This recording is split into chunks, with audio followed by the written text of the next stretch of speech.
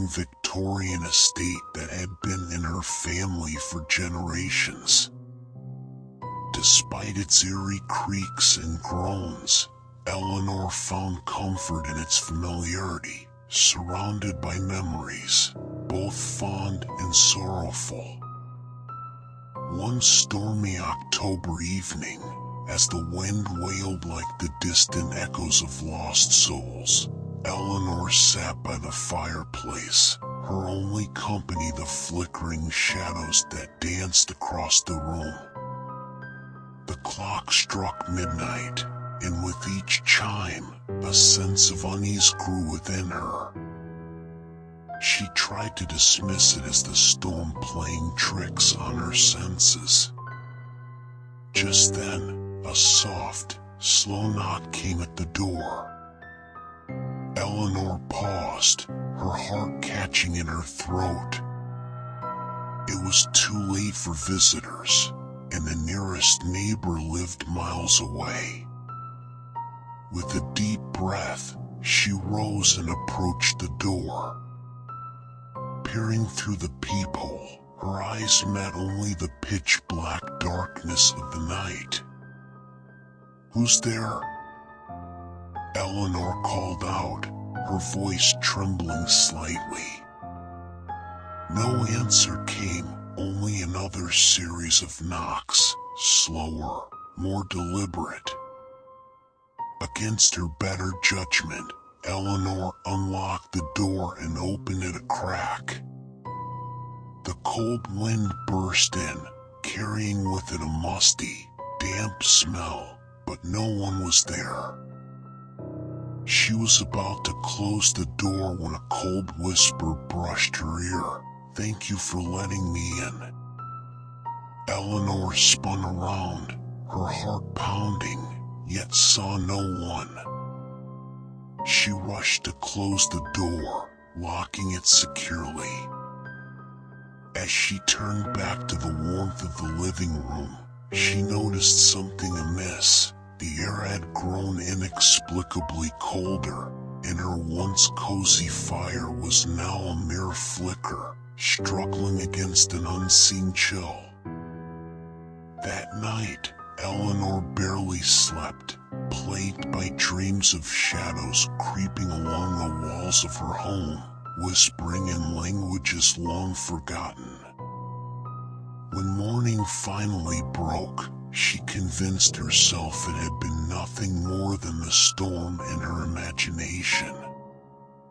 But as days turned into weeks, strange occurrences became an eerie normalcy in the Milbury house.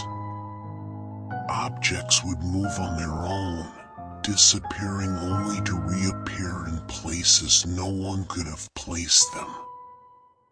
Whispers filled the hallways at night, and chilling drafts swept through rooms, extinguishing lights and leaving behind the scent of wet earth. Determined to uncover the truth, Eleanor began researching the history of her home. Buried in the depths of the local library's archives, she found a chilling tale. Over a century ago, a man named Jonathan Harrow had been accused of witchcraft, hunted down, and, as legend had it, buried alive in an unmarked grave on the property where the Milbury house now stood. Realizing that she may have unwittingly invited in the restless spirit of Jonathan Harrow, Eleanor sought the help of a local medium. Together, they held a seance in the very room where she had first heard the knocking. As the medium called out to the spirit, the temperature dropped, and a voice, clear and sorrowful, echoed through the room. "I seek vengeance for the life stolen from me." The medium, speaking in a calm, clear voice, addressed the spirit. "Jonathan Harrow, your pain is heard, and your story known. But this place of anger will only bring you more torment. Let us help you find peace." After hours of negotiation, filled with spectral winds and ethereal pleas, the spirit finally agreed. A ritual was performed to cleanse the house, using salt and sage, and a promise was made to mark Jonathan's grave properly, honoring his memory. The disturbances ceased, and peace returned to the Milbury house. Eleanor, now more aware of the layers of history surrounding her, dedicated part of her life to preserving local legends and ensuring that the uninvited guests of the past were remembered, not feared.